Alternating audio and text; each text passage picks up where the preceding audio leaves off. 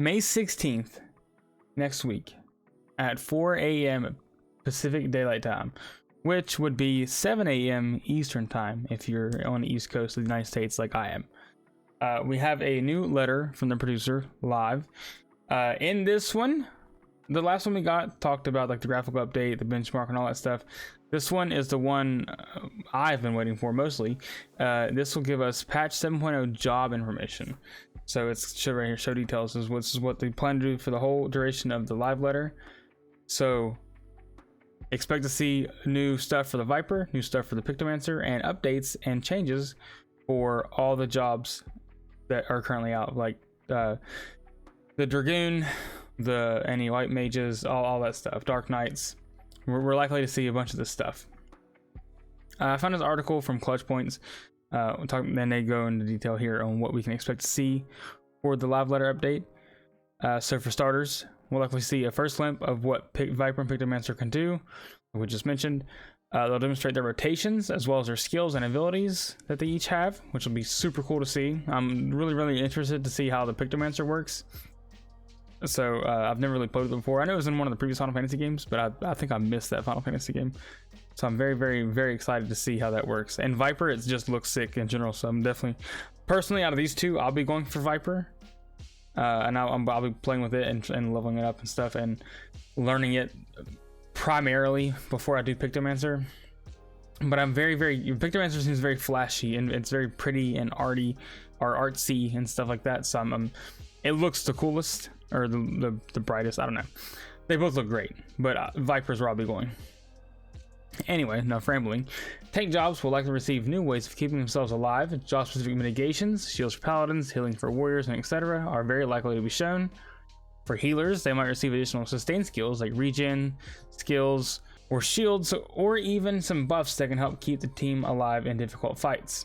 Very cool for healers. DPS characters, perhaps obviously, will likely remove even more damage skills.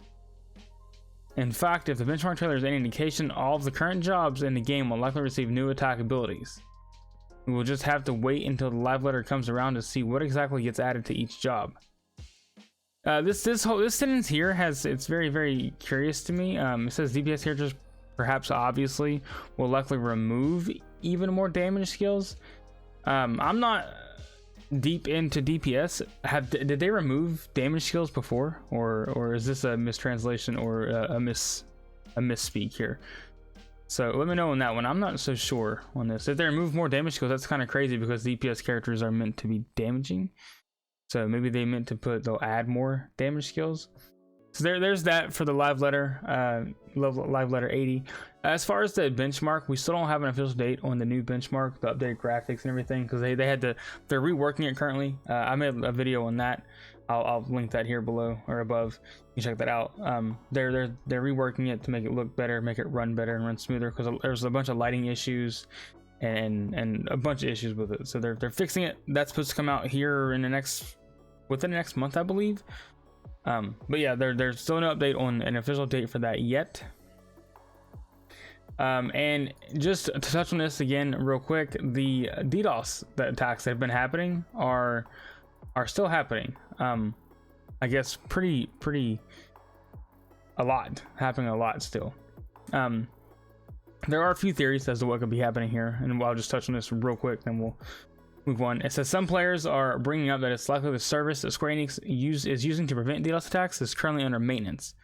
So people think that because that is under maintenance, it gives people an opportunity to DDoS and attack the game, which sucks. If you are DDoSing the game, you suck and you're a loser. But anyway, others are bringing up that some people are likely upset at Square Enix, especially due to the recent changes in its payment methods, which I've heard this tossed around a couple times as well. This led them to DDoS attack the game in retaliation for the change of all the payment structures to all that, which also sucks, but it is what it is, I guess. I'm not sure. I don't know. I'm not sure. The one that I've heard, that I've seen the most actually posted around, is others mentioning it could be that someone is testing the game's DDoS resilience to the detriment of its players. This could either be the work of an outside group or by Square Enix itself.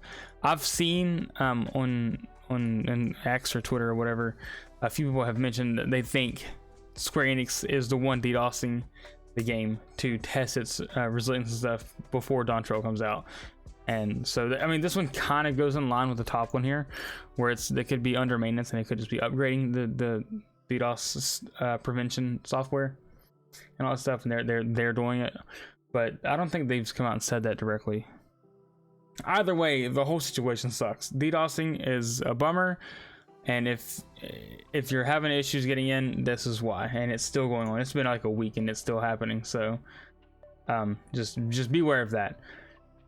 But that's all for this. I'll keep you guys updated on the live letter and all the changes coming to the game whenever the jobs and stuff whenever it happens. So be sure to like and subscribe so you don't miss out on any Final Fantasy XIV news, updates, and guides. And as always, I appreciate your time. Be sure to check out this video up here for more Final Fantasy XIV content, and I'll see you guys next time. Peace.